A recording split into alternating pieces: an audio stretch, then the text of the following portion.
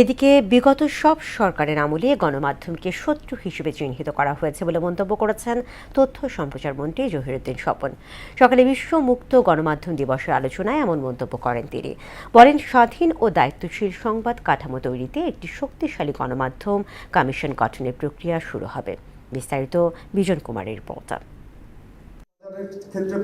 প্রতি বছরের ন্যায় এবারেও বিশ্ব মুক্ত গণমাধ্যম দিবসের আয়োজন করে তথ্য ও সম্প্রচার মন্ত্রণালয়। দিবসটি উদযাপনে রাজধানীর তথ্য ভবন মিলনায়তনে এক আলোচনা সভার আয়োজন করা হয়। এতে তথ্য ও সম্প্রচার মন্ত্রী জহিরুদ্দিন স্বপন বলেন, মুক্ত গণমাধ্যম ছাড়া গণতান্ত্রিক সমাজ গঠন সম্ভব নয়। কোনো সরকার গণমাধ্যম মুক্ত করার কাজ করেনি, বরং শত্রু হিসেবে চিহ্নিত করেছে বলে অভিযোগ করেন তিনি।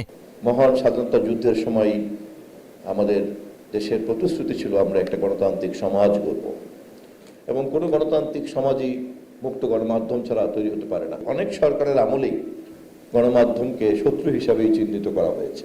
বলেন, কৃত্রিম বুদ্ধিমত্তা ব্যবহার করে অপতথ্য ছড়ানোর বিরুদ্ধে মোকাবেলা করা চ্যালেঞ্জিং। সেজন্য বৈশ্বিক প্ল্যাটফর্ম গড়ে তোলার ওপর গুরুত্ব দিতে হবে বলে জানান মন্ত্রী। সোশ্যাল মিডিয়াতে যে ধরনের অপতথ্য বা মিসইনফরমেশনের যে বিকৃত তথ্যের যে ছড়াছড়ি এবং তার যে ক্ষমতা প্রমাণ হয়ে গেছে যে পৃথিবীর কোনো রাষ্ট্রের আর সেই ক্ষমতা নাই।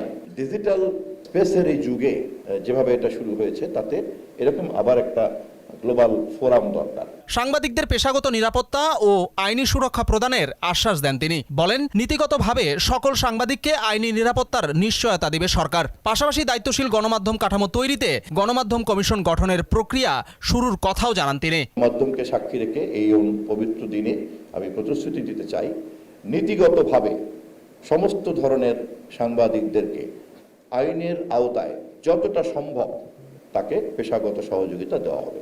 আলোচনা সভায় আরও বক্তব্য রাখেন নোয়াবের সভাপতি মতিউর রহমান চৌধুরী, অ্যাডকোর মহাসচিব আব্দুস সালাম, বিএফইউজের মহাসচিব কাদের গনি চৌধুরী সহ আরও অনেকে। সবাই সাংবাদিক, সবকিছু আমরা লিখছি, আমরা কোথাও দাবি কমা সেমিকোলন মানছি না।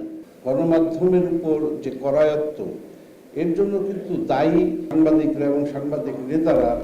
বিজন কুমার, মোহনা সংবাদ, ঢাকা।